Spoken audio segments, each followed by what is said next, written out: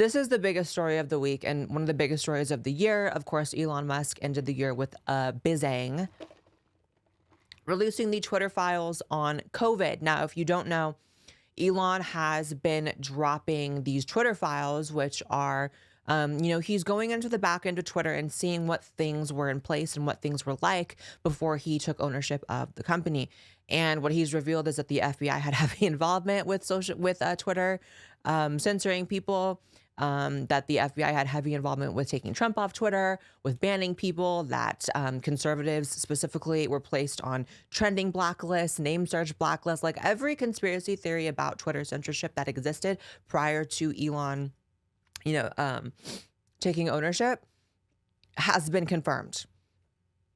Like literally all of it. I mean, I can't think of anything that's yet to be exposed. I mean, especially after this Twitter file with COVID.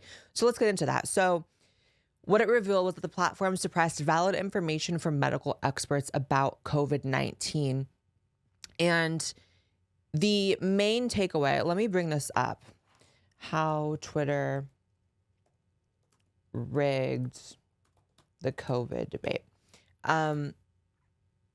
It's really, really nuts, the things that were revealed in here, although it was all stuff I already knew, to be honest. If you're plugged in, you just knew. Like, if you know, you know. If you don't, I feel bad for you. So the long and short of it is they censored true but inconvenient information to U.S. government. They discredited doctors and experts who disagreed. I mean, yeah, they were banning hella doctors like Dr. Robert Malone, Peter McCullough.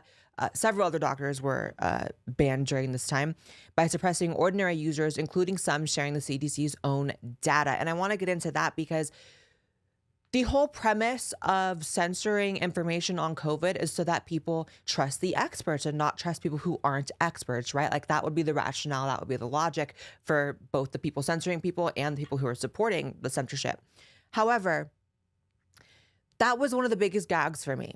And Instagram is still really bad about the COVID stuff. Like me even mentioning the word COVID in this is going to get a COVID warning on my Spotify account where my episodes are. It's going to get me a COVID warning on my Instagram stories when I swipe up to promote this episode on Instagram. It's a mess. They're still doing it. But the biggest thing is they will censor you even if you share the CDC's own stuff sometimes because they are that slow to keep up with it. It's like if you're going to ban people and censor people based on not complying with the CDC's take on things, maybe be quick enough to keep up with the CDC's take on things. Not that they should be trusted, by the way, because they got everything wrong from the start. Can we name an area where they weren't incorrect at one point on? Masks, transmissibility, many things about the vaccine, how it was spread in the first place, the origins. Half the country at one point, if not more, believed that you could contract it from outside at a distance, right? Just everything. And the worst part was that there were actually, in fact, doctors sounding the alarm on many of these things. Ivermectin was a huge, like they were photoshopping pictures of Joe Rogan to make him look more sick because he dared to say that ivermectin was working for him, right? To talk to your doctor, but for me, it's working. And supposedly, it was all about saving lives by censoring information that could have potentially saved lives. What's the logic here? And it's just scary because you see how it is in other countries, right? We were really bad here in the States with the COVID stuff. I mean, I remember early on in the beginning, I never complied. I really never complied.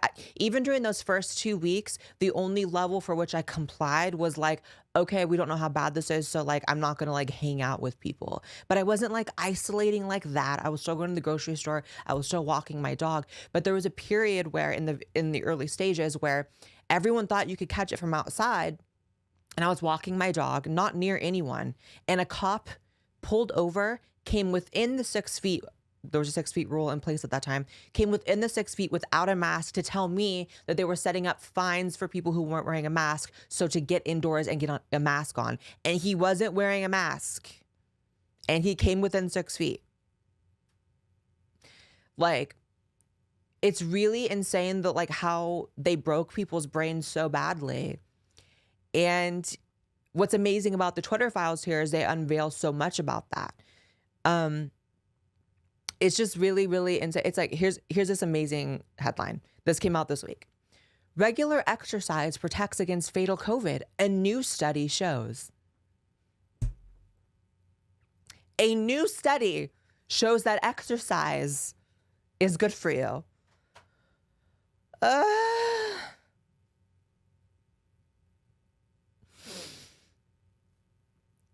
So we're going to censor people for spreading misinformation about COVID. We have to trust the experts who are just now finding out in 2022, almost 2023, almost 3 years after this virus, that exercise may be a good thing. I need to be evacuated from this planet.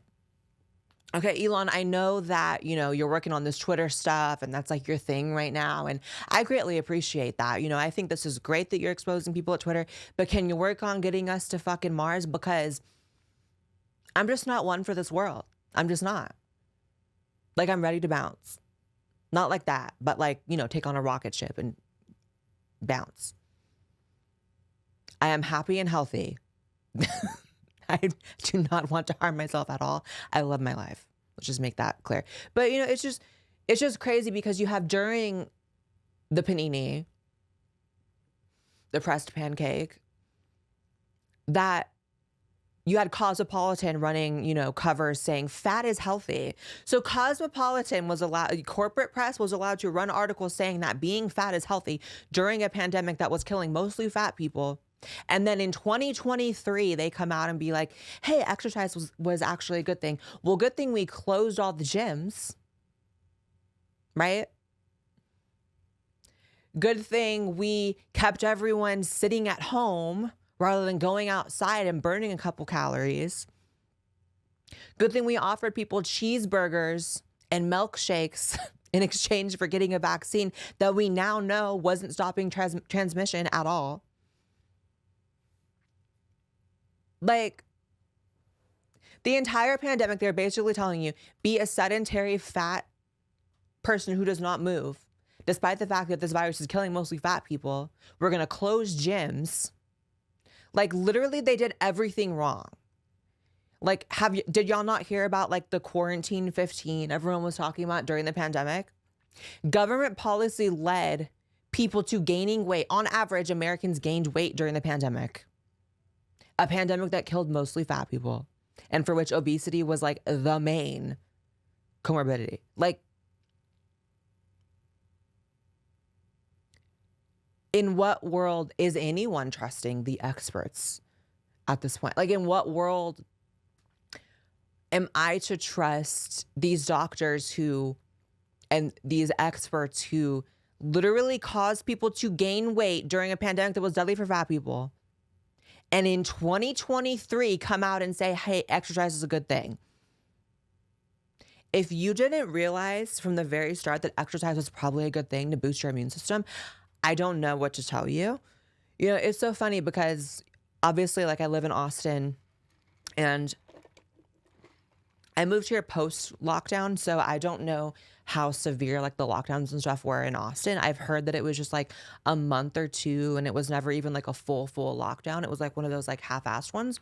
And Austin is a blue city. Austin is, fairly lived out. I don't meet a lot of libs because I feel like I'm radioactive to them, which is fine. You know what I mean? Like, I don't need to be friends with libs.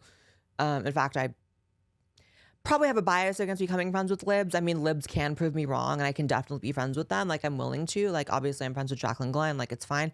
But like, just the way it's going these days, it's like, I don't know. That whole like being friends with someone despite having political differences thing is like so over. And it's like, I didn't cause it, but it's like, it is what it is. But what I was saying about the COVID stuff here in Austin is like, I don't know how severe it was, but like you still see, I would say like 20% of people wearing masks here. And it's like, wow, when you see people walking around outside with a mask on, when you see like families with like 6-year-old kids and like they're all wearing masks, it's like, wow, like people's brains really are broken, especially when you see them wearing cloth masks, right? Like if you're wearing a cloth mask in 2023, we're basically in 2023 now, like even if you were scared of COVID, which if you're so scared of COVID, like I don't know, I feel bad for you. Like let's get it together. Let's get it together. But even if you're that person, surely you know cloth masks, which half the time you weren't even able to wear on planes because they weren't effective. It's like, why are you wearing a cloth mask? If you're wearing a cloth mask in 2023, you're proving that you're just part of a cult. That's all it is. You're just part of a cult. You're not worried. And it's like, you don't want to make any judgments on like when you see kids wearing it because you're like, I don't know, maybe like the kid's immunocompromised, whatever. But all I know is I didn't see anyone really wearing masks before the pandemic, right? Like, not even trying to make a racial comment here, but like the place you would see masks is like sometimes in like nail salons, obviously because you're breathing in like particles and you don't want to do that. Like you'd see that like Asians wearing masks sometimes like in Chinatown and stuff because they're just more like conscious of viruses in China. That's more of a culture there. Obviously they have the zero COVID policy, but like you didn't just see families wearing masks. So it's like, yeah, you want to be like, oh, maybe they're immunocompromised. You want to give them that leg up, but it's like, okay, then why didn't I see that before? I don't know. It's just sad what they've done to people. And even in this picture of this article, right, it's like a bitch wearing a mask, working out outside with no one around. What are you doing? Are you dumb? Is there a fight outside? Oh my God, there's like literally, you probably can't hear it over the mic, but there's like a whole brawl happening outside. I film on 6th Street in Austin and it's like, the streets get hot here. So like, wow, there's like a fight. Anyways. I can't with that. And then you have Elon Musk claims ex-Twitter employees ran a Fauci fan club Slack channel. Like, yeah, no wonder they were censoring people. They ran a fucking Fauci fan club. And that's really the issue, right? It's like, okay, people in Silicon Valley are like generally going to be more lived out. Like that's like whatever. But it's a problem when these are the people running social media and letting their biases get involved. How is anyone a fan of Fauci? Like, I don't understand. It's like, for everything he says, you can find a clip completely contradicting what he says. Like, he was fully on deck with lockdowns, and now there's clips of him being like, I never supported lockdowns. Like, dude, get the fuck out. No one elected you. For you to have ran the country for as long as you did and like take Trump's place as president, like, which I blame Trump for, right? It's like, no one elected you. No one voted for you. Like, I never supported lockdowns, except you did. Except any state that tried to pull out of lockdown, you were shaming publicly on the national stage. Like, get out of here. I never want to see him again. I'm so over him. Like, is no one gonna like care? I can't. Anyways, if you guys enjoyed that short clip from the podcast, make sure you guys subscribe to this channel as well as my main channel and watch the full episode, which will be somewhere on the screen.